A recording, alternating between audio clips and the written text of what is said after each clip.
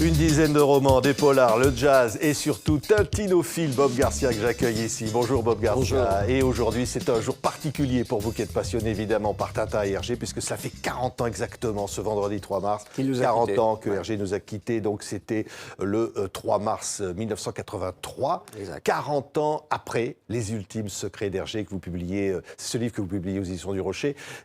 Qui était vraiment Hergé? Est-ce que 40 ans après sa mort, on a une idée plus précise de ce qu'il pouvait dissimuler ou cacher?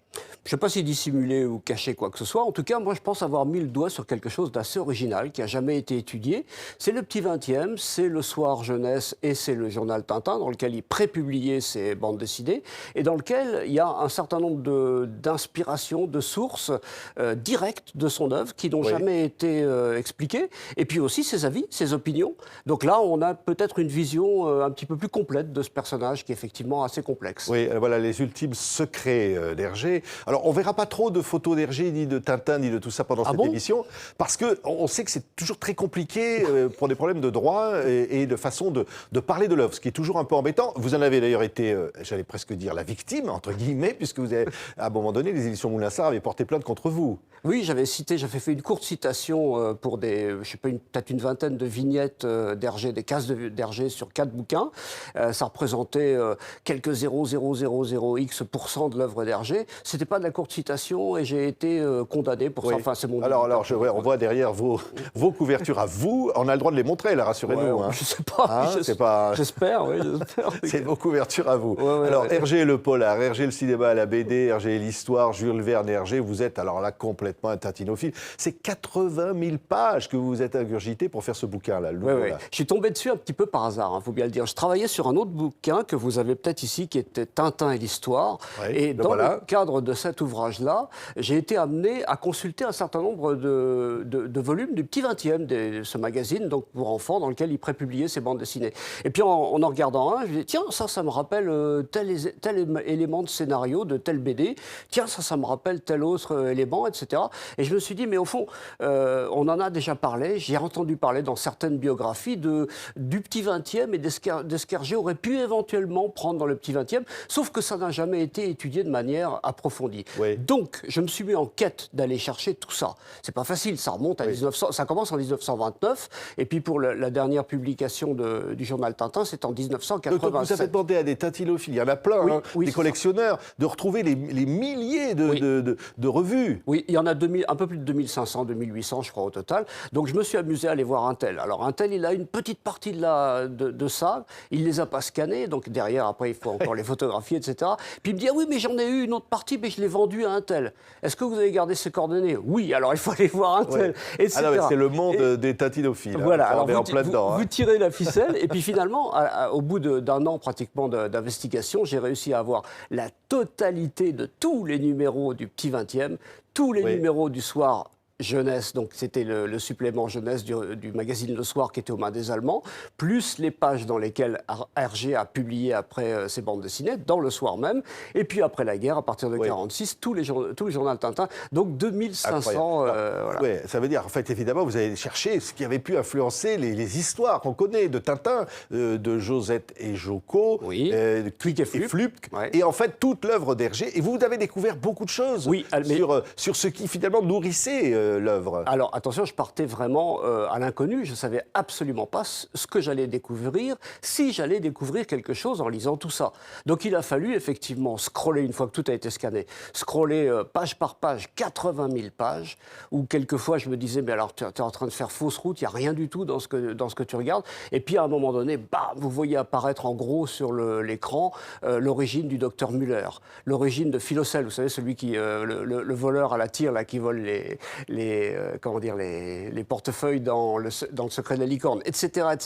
Donc, Câble Rouge, d'où ça vient. Câble Rouge, etc. Haddock, comment il a été imaginé. Haddock aussi, voilà, etc. Trappeur, au début, c'était un trappeur. C'était un trappeur, voilà, vous avez bien lu le bouquin. Donc c'était un trappeur. Alors il y a des choses qu'on savait déjà, et puis là, qui ont été confirmées, par cette lecture-là, et puis il y a des choses que j'ai découvertes, je dirais peut-être 100, 200, peut-être 200 détails vraiment très très précis. Et comme on dit, le diable se cache dans le détail. C'est-à-dire est-ce qu'on peut être sûr qu'Hergé a vraiment pompé ça dans le petit 20e, tel élément de scénario, etc. Quand vous avez par exemple une nouvelle des informations qui apparaît le jeudi, et que le jeudi suivant, la même nouvelle se retrouve dans le scénario d'Hergé un petit peu transformé. Oui. Mais c'est comme il était aussi un peu le patron, il aurait pu lui-même avoir donné l'idée. En fait, il se nourrissait de tout ça. Oui. Alors évidemment, lorsqu'on parle de Rackham le Rouge, je le disais, vous allez retrouver évidemment tout un tas d'informations. Des dessins ou alors ça peut être Jules Verne, ça peut être évidemment la conquête spatiale, c'est plein de sujets. Mais c'est aussi l'histoire qui rentre dans tout ça. Évidemment, ça commence avec Tintin au pays des Soviets. Oui. Et là, vous dites, alors, parce qu'il y a toute une partie du bouquin où vous vous interrogez aussi pour savoir, est-ce que Hergé, parce qu'il a été accusé, bon, alors Hergé à l'époque était effectivement anticommuniste. Bon, il a surtout, ça c'est les deux premiers, Tintin au pays des Soviets et Tintin au Congo, c'était des BD de commande qui venaient de son patron qui s'appelait Norbert Wallet, qui était l'abbé Norbert Wallet, qui lui a dit dans un premier temps tu vas envoyer ton Tintin en Union soviétique pour casser du soviet, et dans un deuxième temps au Congo pour créer un petit peu la vocation et donner envie aux gens, aux autochtones, donc aux Belges du continent, d'aller sur le continent africain. Oui. Il reprend, par exemple, sur la vision, la façon de voir des communistes, il reprend ce qui était déjà dans le magazine, ce qu'on lisait par ailleurs. Exactement. Oui. Il transpose l'actualité. Voilà. Et alors, le Congo, qui est un album très décrié et souvent d'ailleurs jugé raciste, est-ce que là aussi, vous pouvez conclure que Hergé s'est livré un peu peut-être à ce qu'il y avait à l'époque, la façon que l'on avait de voir le Congo belge? Oui, il l'a dit lui-même, il considérait les Africains, les Congolais comme des grands enfants un petit peu immatures, etc. C'est ce qu'il a mis dans sa bande dessinée, c'est pas glorieux, mais si on se borne uniquement aux bandes dessinées d'Hergé, on a une vision, et en plus à Tintin, on a une certaine vision, et on peut considérer qu'Hergé se borne à ça, se borne à cette vision et à ce qu'il a marqué dans ses bandes dessinées. L'intérêt de ce travail sur le petit 20e et puis après sur les autres magazines et tout, c'est qu'on a une vision de tout ce qu'il a écrit après, ailleurs, en dehors de tout ça. Et on conforte ou on infirme ou on confirme un certain nombre d'idées. Oui, parce qu'après, il va avoir une autre vision avec les Indiens, etc. Non, mais même sur le Congo. Sur le Congo, Hergé va dire, par exemple, il y a un Congolais qui va écrire au journal pour dire « Je voudrais aller aux États-Unis parce que là, ça a l'air d'être un pays formidable, etc. » Hergé lui dit « Mais faites pas ça, malheureux. Là, vous serez un citoyen de sous-gamme, sous-catégorie.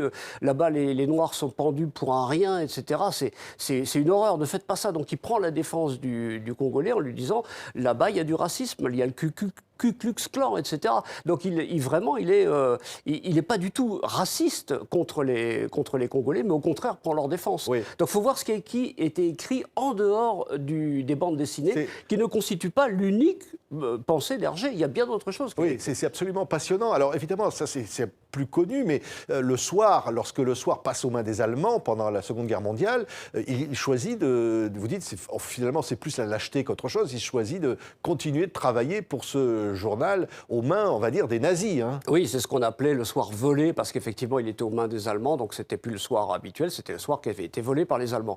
Qu'est-ce qu'on fait? On s'appelle Hergé, on commence à avoir une petite notoriété avec Tintin, dans un magazine un journal un peu déclinant qui s'appelait le 20e siècle, avec le petit 20e, diffusion assez restreinte.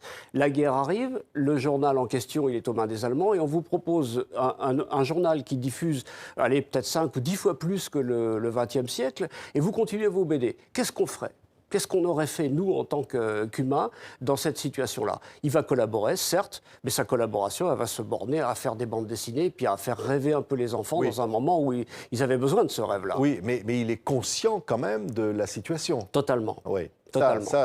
Là, il oui. faut relire les biographies de Peters, par exemple, ou de Godin, ou n'importe qui. Il écrit à son éditeur, Charles Lend, qui est l'éditeur de Casterman, « Je voudrais continuer mes bandes dessinées dans le soir. » Et Charles Lend lui dit « Attention, si vous faites ça, vous allez prendre de gros risques en termes d'image, et puis après la guerre, qu'est-ce qui va se passer? Comment vous allez être perçu, etc. » Il fait fi de tout ça. Et il décide de collaborer avec les Allemands en parfaite connaissance de cause. Il a été mis en garde de ça. On ne peut pas dire qu'il ne le savait pas. Donc il a pris cette décision. Il sera évidemment, après la guerre, mis en accusation. Il portera ce fardeau longtemps. Mais simplement, par exemple, sur la grande question, est-ce qu'il est antisémite, Hergé? Parce qu'il y a eu des accusations sur des représentations de juifs dans des albums de Tintin. Oui. Alors, en épluchant le petit 20e, je me suis rendu compte qu'il y avait au moins une 50aine de plaisanteries juives. Si c'est fait par des juifs, c'est drôle. des juifs qui sont à pro-gain, machin, etc., qui pensent qu'à l'argent, qui seraient prêts à tuer père et mère pour avoir du fric. C'est raconté par un juif, c'est super drôle. C'est raconté par un goy, par un non-juif, ça fait beaucoup moins rire. Donc le petit 20e était truffé de ce genre de vannes. Mais comme on se moquait aussi des Écossais, pour leur avarice prétendue. Bien entendu, tous les Écossais ne sont pas avares, tous les Juifs ne sont pas avares non plus, etc. Donc Hergé, il baignait dans ce milieu-là, et il a fait une vanne, effectivement. Il a repris un personnage dans l'Étoile mystérieuse de deux Juifs, en fait, qui se frottent les mains parce que ça va être la fin du monde, et justement, je dois de l'argent à mon fournisseur, et si c'est la fin du monde, je ne vais pas payer cet argent-là. Ça ne tombe pas très bien, ça ne tombe pas au bon moment. Oui. Donc, ça mais vous affirmez, hein, Bob Garcia, non, il n'était pas antisémite. Non, absolument pas. Il faut éplucher toute son œuvre, pas seulement Tintin, encore une fois, mais Josette et Joko, Quick et Flup, etc.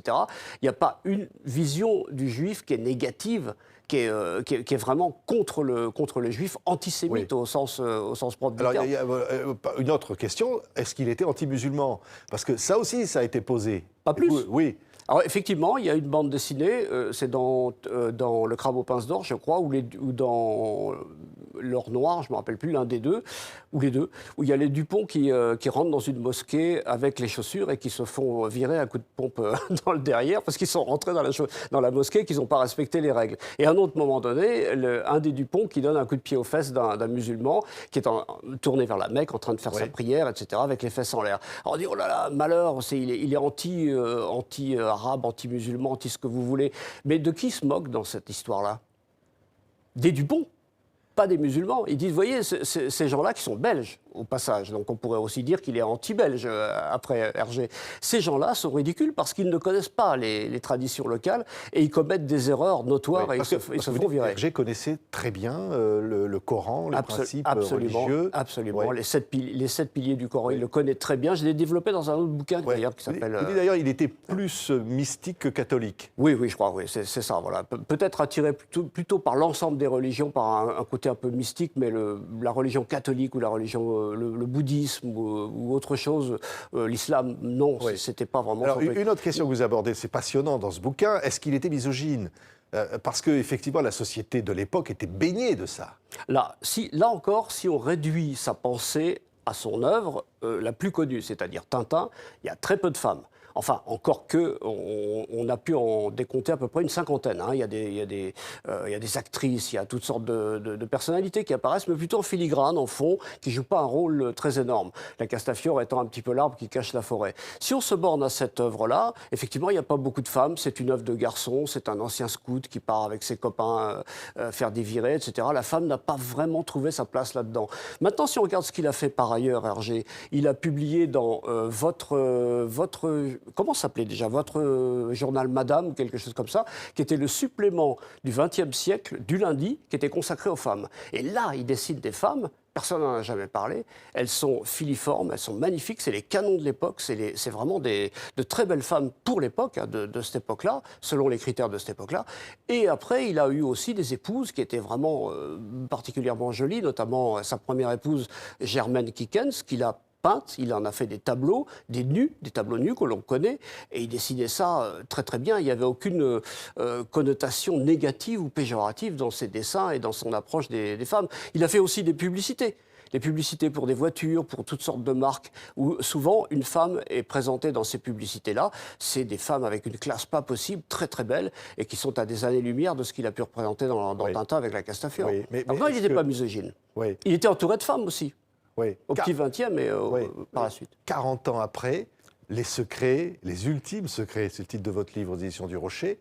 Oui, il y a encore des secrets. Il y a encore des choses à trouver. Oui, c'est incroyable. Mais à mon propre étonnement, parce que ça fait quand même un paquet d'années que je travaille là-dessus, ça doit faire 18 ans à peu près, donc je pensais avoir fait un peu le tour. Et je mets le doigt dans cet engrenage-là du petit 20e, et puis après du Soir, et puis après du journal Tintin, et là je découvre un nombre de références, de sources d'inspiration d'Hergé qui n'ont jamais été évoquées nulle part, dans aucune biographie. Et quand Hergé donne des conseils de lecture dans le petit 20e, etc., souvent, c'est les bouquins qu'il est en train de lire pour les BD qu'il est en train de faire. Et là, on a encore une autre dimension, c'est-à-dire qu'on a une bibliographie hergéenne qui sort, comme ça, du néant, dont personne n'a jamais fait allusion, parce que personne n'a juste eu le temps ou l'occasion, peut-être, de faire ce boulot de malade, de relire ces 80 000 pages, ce que j'ai fait. Oui, mais le fait est que, voilà, 40 ans après, on a une telle fascination encore, à la fois pour l'œuvre, bien sûr, et puis pour l'homme. Ça montre aussi combien ce type était absolument incroyable. Oh bah, il a fait une œuvre géniale, universelle, intemporelle, qui parle à tout le monde, à tous les pays. C'est difficile de lui jeter la pierre. C'est vraiment c'est un génie, quoi. Il faut dire ce qui est. Hein. Merci Bob Garcia. Hergé, les ultimes secrets aux éditions du Rocher, c'est ce livre-là, les 40 ans après la mort d'Hergé. Merci d'avoir été notre invité. Merci beaucoup. Merci.